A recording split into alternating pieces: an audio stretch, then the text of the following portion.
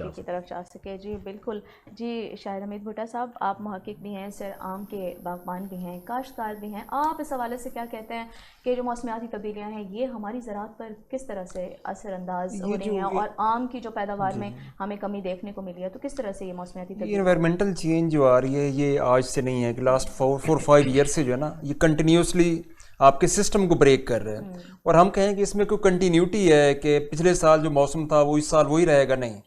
हर साल सबसे ख़तरनाक बात यह है कि हर साल मौसम एक नए तरीके से इंटर होता है आपके सिस्टम्स के अंदर और वो आपके सिस्टम को आगे डीरेल कर देता है।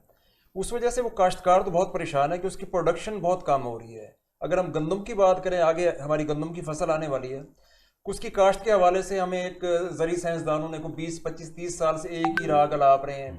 अगेती काश्त सबसे ज़्यादा प्रोडक्शन देती है और पिछेती काश्त कम सबसे कम देती है।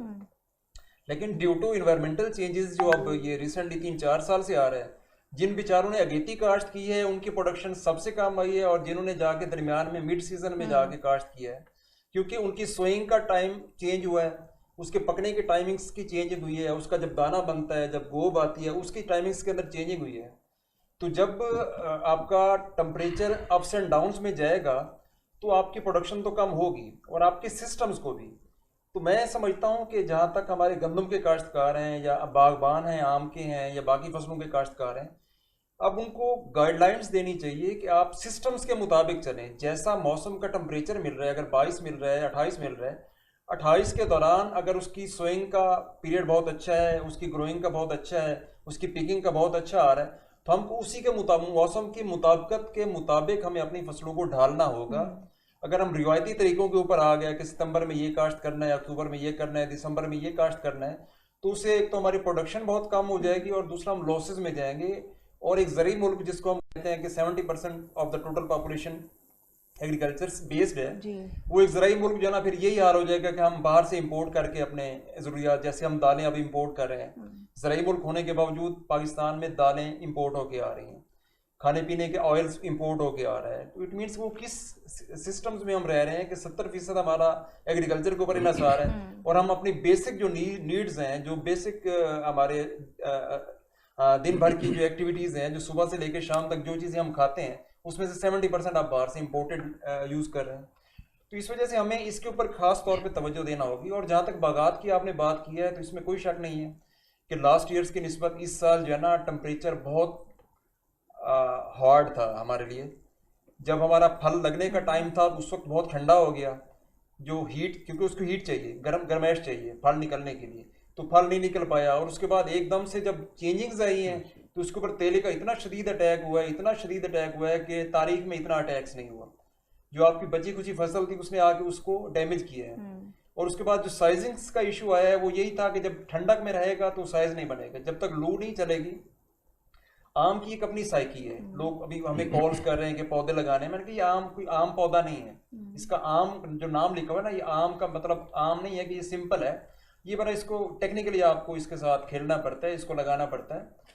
तो इसके लिए इसका जो साइज बनता है वो गर्मी की वजह से बनता है। आपकी गर्मी लेट पर ही है, इस दफा सर्दियां एंड तक रही हैं, अप्रैल तक रही हैं। जो दाना लगा हुआ था वो गिर गया है, और जो बच गया है उसने साइज पूरा नहीं किया। उसके बाद एकदम से हीट वेव आई है, उसने आके उसके फल को डैमेजेस किए हैं। जैसे सन बर्न हो जाता है, इस वजह से मैंगोज के ऊपर भी मैंगोज बर्न का अटैक हुआ है, बहुत शदीद अटैक हुआ है, और तकरीबन 50% उसने आम की प्रोडक्शंस को आके डैमेज किया है, जिसकी वजह से आपको इस दफ़ा मार्केट्स के अंदर वाफिर मिकदार में मैंगो नहीं मिला।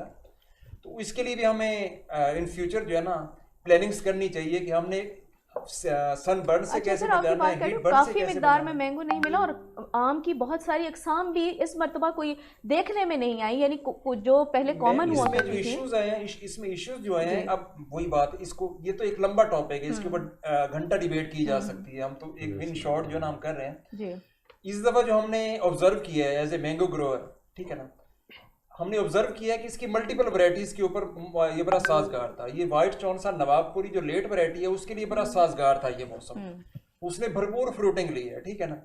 उसके बाद ये दुसेरी के लिए साजगार था मौसम, ठीक है ना, उसने भरपूर फ्रूटिंग ली है। ये आपके ब्लैक चौनसे के लिए साजगार था, उसने भरपूर फ्रूटिंग लिया। जो सबसे आपके कीमती मैंगोज थे, जिनको अनवर अटोल कहते हैं आप, ठीक है ना। चौंसा। अच्छा, और समर बेस्ट चौंसा जो मौसमी चौंसा है, बिल्कुल, उसको इसने बड़ा बैड इम्पैक्ट किया है। जिन पौधों ने लास्ट ईयर फल नहीं उठाया था, इस साल भी नहीं उठाया, इट मीन्स कि उनको इसके टेम्परेचर ने सूट नहीं किया। वो 22 और 28 का जो टेम्परेचर था वो उनको सूट नहीं कर रहा था। इससे एक और भी हमें एक रिसर्च का टॉपिक मिल जाता है कि हम तो कहते हैं कि मैंगोज जो है उसका एक सीजन है और एक प्रॉपर टाइम्स के अंदर आता है। उससे हमें ये पता चलता है कि हमारा जो हर मैंगो की जो वैरायटी है वो अपनी हियत रखती है, अपना टाइम फ्रेम रखती है, अपना टेम्परेचर रखती है। कौन सी मैंगो वैरायटी कौन से इलाके में सूटेबल होगी, हमें फ्यूचर में ये भी सोचना पड़ेगा। कहीं ये ना हो कि हम जो वैरायटीज, जो कीमती वैरायटीज हैं, इनको लगाते रहें और ये फल भी ना दें, और जो हल्की वैरायटीज हैं वो लगाएं और फल दें। उसके लिए हमें एक तो टेम्परेचर्स को मेंटेन करना है और दूसरा हमें उसके मुताबिक चलना है, उसको वही टेम्परेचर वही माहौल देना है, चाहे मसनूई तरीके से भी दें ताकि हम उनसे प्रोडक्शन ले सकें। तो ये हालात इन फ्यूचर में आएंगे। और इस दफा आपको चौंसा नहीं मिला, कहीं से भी अच्छा चौंसा नहीं मिला और कहीं से अनवर अटोल नहीं मिला। अनवर अटोल तो देखने में नहीं आया, देखने में नहीं मिला। उसकी वजह यही है कि लास्ट ईयर भी फल नहीं था, इस दफा भी नहीं है, और इन फ्यूचर में भी अगर टेम्परेचर ऐसे ही रहा तो उसने फ्रूटिंग पे जाना ही नहीं है। ये सारे मसाइल आ रहे हैं। तो सर इसको क्यों नहीं मतलब अवेयरनेस दे रहे? जैसे मौसम चेंज हो रहा है तो मौसम के हिसाब से उसको चेंज करें अपने। कौन चेंज करेगा? आपके एग्रीकल्चर साइंसदान जो हैं वो करेंगे ना। वो ठंडे कमरों में बैठे हुए हैं, उनको ग्राउंड रियलिटीज का नहीं पता। वहीं बैठते हैं, वहीं रिसर्च बेस्ड जो ना वो आपको कहते हैं प्रोनिंग करने। प्रोनिंग का मतलब है काटना, ठीक है ना। एक शाख को काटेंगे 4 निकलती है, ठीक है ना। और वो कहते हैं कि हर 6 माह बाद प्रोनिंग करें। एक को काटेंगे 4 निकलेंगी और 4 को काटेंगे तो 16 निकलेंगी। जब वो 16 निकलेंगी उसमें हवा और रोशनी क्रॉस नहीं होगी तो आपका फल ही नहीं देगा। उनको ग्राउंड रियलिटीज का नहीं पता, वो ग्रोअर तो नहीं है। मैं तो कहता हूँ कि एग्रीकल्चर जितने भी पीएचडी करते हैं या एमफिल करते हैं तो एग्रीकल्चर जो ज़राअत से वाबस्ता लोग हैं उनके बच्चों को आप एग्रीकल्चर साइंसदान बनाएं ताकि वो प्रैक्टिकल भी जाके करें। एक मम्मी डैडी बच्चा है, उसको आप पीएचडी करा लेते हैं एग्रीकल्चर के अंदर, उसने एग्रीकल्चर में कभी काम भी नहीं किया होता, वो जाता है किसी फील्ड किसी बड़े एग्रीकल्चरिस्ट के पास, वहां से एक्सपीरियंस वो ले जाता है कि 4-5 साल मैंने इनके बाग में काम किया, कोई भी नहीं करता काम, और उसकी बेसिस के ऊपर वो आपको बच्चों को पढ़ा रहा होता है। आप तो जनरेशन टू जनरेशन लोगों को खराब कर रहे हैं इस तरीके से। नॉन प्रैक्टिकल बंदा, नॉन टीचिंग बंदा प्रैक्टिकल नॉलेज दे रहा है, एग्रीकल्चर का नॉलेज दे रहा है, उसको पता ही नहीं है, तो ज़राअत तो तबाह होनी है। इदारों को अपनी जिम्मेदारी निभानी चाहिए। इसी चीज़ को कंटिन्यू करते हैं जी साहब। देखें